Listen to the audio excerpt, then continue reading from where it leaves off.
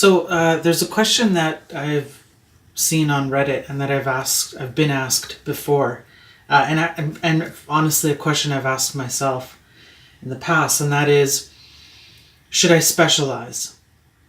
So, as a programmer, developer, or someone in the technological space, should I specialize? And that's a good question.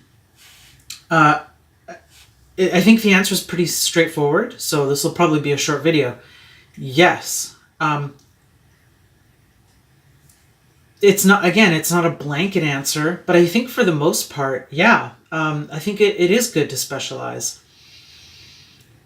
Most of the people who have been, I would say, successful and don't often have a problem finding work are people who have specialized. They have some kind of a niche that they've tapped into, and they're the go-to person for that niche. What does that mean? It could mean that you specialize in a particular programming language, in a particular system. There are a lot of people who specialize in, say, WordPress, Drupal, security in general, which has its own specialized fields as well, so cybersecurity. I would say the pickings are ripe if you know how to put yourself there. And the answer, well, rather what I should say is that what you specialize in, whether it's a successful venture or not, isn't always obvious until you're in it. So you have to kind of try things out. It can be risky. You're spending a lot of time to get yourself to a point where you can be considered a specialist in something, and it may not work for you. It may not work in the area that you live in. It may not, I don't know. It could be any number of reasons why it doesn't work, but it's possible. So there's a bit of risk involved, but I would say that most of the time, it's a good way to go.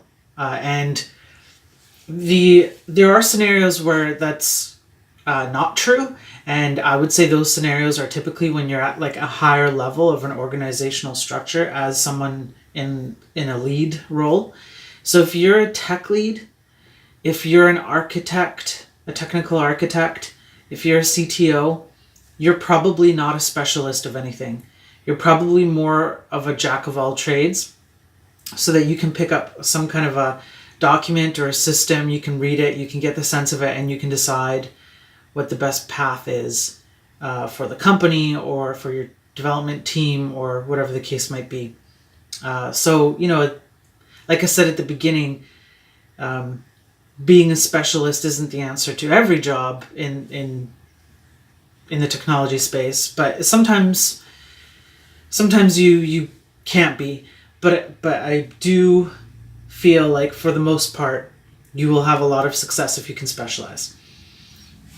There are other factors that go along with that, and we can discuss those in other videos.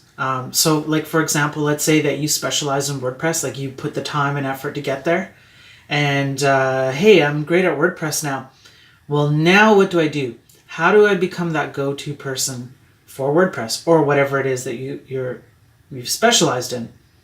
And so that, I think that can be covered as another video, because that's a whole other topic in and of itself. But pick something that you're interested in and give it a go and see if you can specialize in it. And if it's not your cup of tea, change it, but definitely try and give yourself some focus. And I think you'll see some good results out of it. That's what I had to say. Thanks for watching, and we'll see you again soon.